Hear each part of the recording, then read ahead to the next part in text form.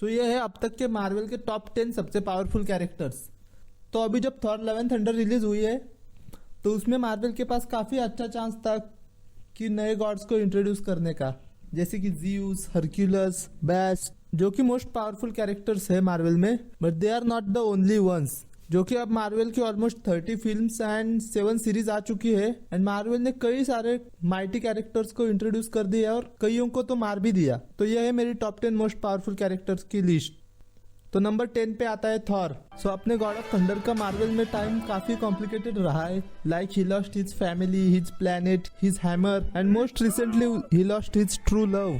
But इतनी सारी tragedies के बाद भी हमें उसका ट्रू पोटेंशियल नहीं दिखाया है, जो कि कॉमिक्स में काफी अच्छी तरह से दिखाया है। जो कि थॉर लव एंड थंडर में हमने देखा कि थॉर दूसरों को पावर प्रोवाइड कर सकता, तो अब हम उसे मोस्ट पावरफुल पीपल की लिस्ट में रखना ही होगा। तुम बस ये देखो कि थॉर ने बच्चों के साथ मिलकर थॉर्स की आर्मी बनाई थी, तो just imagine what he can do with adults. Number 9 पे है हेला। तो हेला का एमसीयू में रन काफी छोटा था, बस उतना ही काफी था उसकी पावर दिखाने के लिए। हेला जो कि एसगार्ड की आर्मी की फॉर्मर लीडर थी एंड हमने ये भी देखा कि हेला ने थॉर के हैमर के टुकड़े टुकड़े कर दिए थे, जो कि थॉर के लिए यूजलेस हो गया था। So according to me Hela is the most powerful character in the MCU because उसको हराने का एक ही तरीका है कि डिस्ट्रॉय द एसगार्ड। अगर थॉर सर्टर को जिंदा नहीं करता तो थॉर हेला को कभी नहीं हरा सकता था and specially without his hammer Thor के लिए तो इम्पॉसिबल काम हो जाता। Number 8 Scarlet Witch. So Scarlet Witch के बारे में तो डिस्कशंस कई समय से चल रहे हैं कि वो कितनी पावरफुल है, but Wanda vision and multiverse of madness के बाद ये सारे रूमर्स खत्म हो गए एंड हमें वांडा की रियल पावर पता चली जब वांडा विजन ने उसने पूरी एक अल्टरनेट रियलिटी क्रिएट कर दी थी, वो भी बिना किसी गाउंटलेट के। एंड रियलिटी क्रिएट करने के साथ में ही हमें उसकी और सारी पावर्स के बारे में पता चला, like magic manipulation, energy manipulation, telepathy. Scarlet Witch इतनी पावरफुल हो गई है जब मल्टीवर्स ऑफ मैडनेस में वो विलन बन गई थी तो डॉक्टर स्ट्रेंज उसे 1v1 हरा नहीं पाया था, जब वांडा ने खुद ने ही सरेंडर कर दिया आफ्टर रियलाइजिंग कि उसने कितना डैमेज कॉज किया है। 7th doctor strange supreme. सो अब मल्टीवर्स ऑफ मैडनेस में हमें डॉक्टर स्ट्रेंज के कई सारे वेरिएंट्स देखने को मिले हैं। सो उनमें से सबसे स्ट्रॉन्गेस्ट है डॉक्टर स्ट्रेंज सुप्रीम, जो कि हमें व्हाट इफ सीजन में दिखा था।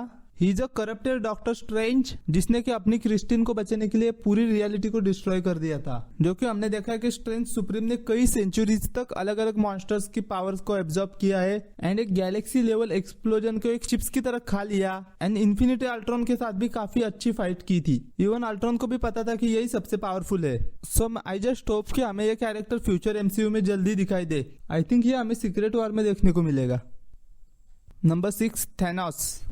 सो मार्वल की इन्फिनिटी सागा का सबसे बड़ा विलन था थैनोस एंड ये मार्वल का सबसे डेंजरस विलन भी था, जो कि इसके पास पूरे 6 के 6 इन्फिनिटी स्टोन थे एंड विदाउट इन्फिनिटी स्टोन भी ये इतना पावरफुल था कि वो इन्फिनिटी स्टोन को हासिल कर पाया एंड उसने बिना इन्फिनिटी स्टोन के ही almost half of the Avengers को हरा दिया था।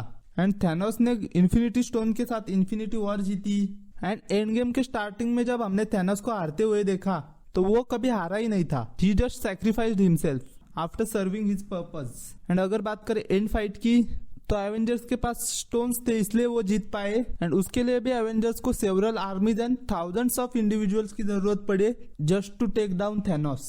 इसमें भी वो ऑलमोस्ट जीत ही गया था, बट टोनी स्टार्क की स्मार्टनेस की वजह से वो लास्ट मोमेंट पे हारा। Number 5 Eternity.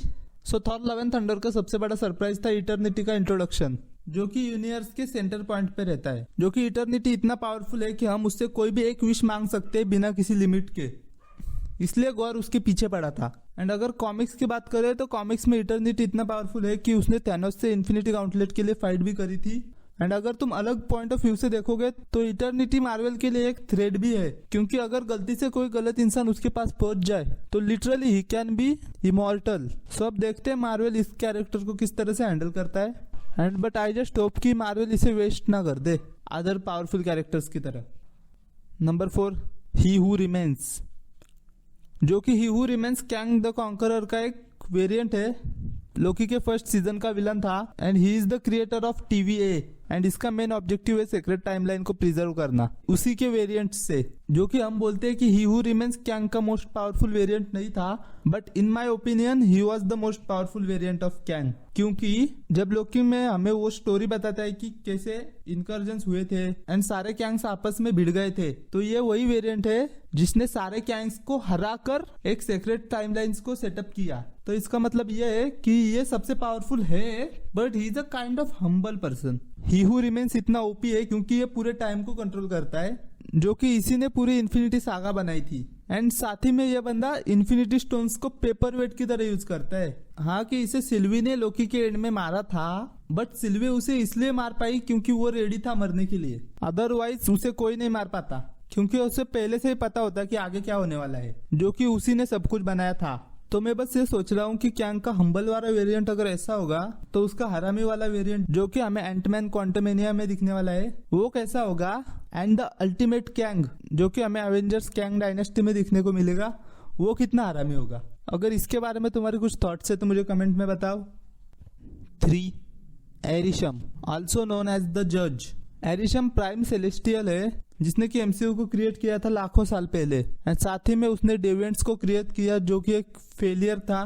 सो उसने उनसे निपटने के लिए इटर्नल्स को क्रिएट किया, जो कि इटर्नल्स मूवी में हमने देखा कि उसने जो इटर्नल्स को बनाया था उन्होंने उसे धोखा दे दिया है, एंड उसने इटर्नल्स की नई लीडर सर्सी को अपने पास ले गया है जज करने के लिए। सो आई थिंक एरिशम मार्वल का अगला विलन होने वाला है, जो कि सर्सी को जज करने के बाद एरिशम वापस आएगा अर्थ पर अपना जजमेंट देने। सो मेरे को लगता है इटर्नल्स तुम्हें यही स्टोरी लाइन होगी कि एरिशम वापस आ रहा है अर्थ पर अपना जजमेंट देने, एंड जो बचे हुए इटर्नल्स है वो उसे रोकने की कोशिश करेंगे कुछ एवेंजर्स के मेंबर्स के साथ मिलकर। इसके बारे में अगर तुम्हें कोई थ्योरी है तो मुझे कमेंट में बताओ। एंड हाँ, अगर तुमने फिल्मी थॉट्स को सब्सक्राइब नहीं किया तो सब्सक्राइब कर दो। Number 2, Dormammu the destroyer of world's.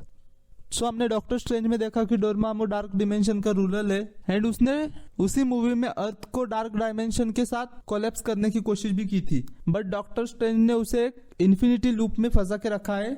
Direct fight में नहीं आ रहा था, बस अपने एक ट्रिक से आ रहा था। अगर डॉक्टर स्ट्रेंज उसके साथ डायरेक्ट फाइट में इन्वॉल्व होता तो ये सबसे ज्यादा डेंजरस होता, एंड शायद उसमें डॉक्टर स्ट्रेंज भी मरता एंड साथ ही में पूरा यूनिवर्स डिस्ट्रॉय हो जाता, जो कि अब मल्टीवर्स ऑफ मैडनेस में हमें क्लियर दिखाई दी है। तो मुझे लगता है डॉक्टर स्ट्रेंज 3 में आई गेस यही स्टोरी लाइन होगी Dormammu and क्लिया and doctor strange के बारे में।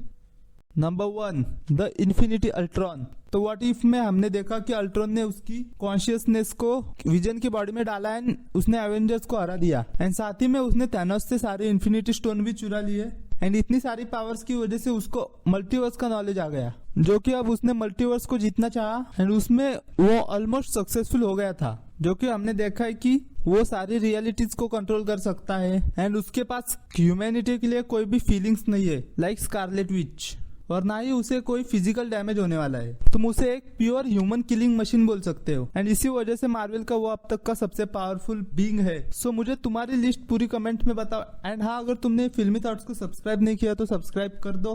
तब तक के लिए जय हिंद।